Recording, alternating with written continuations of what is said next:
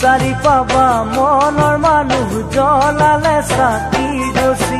তিনিচুকীয়াৰ টিলিঙা মন্দিৰ ঠাই নাম হ'ল বৰদুবি বিচাৰি পাবা মনৰ মানুহ জ্বলালে চাকি গছি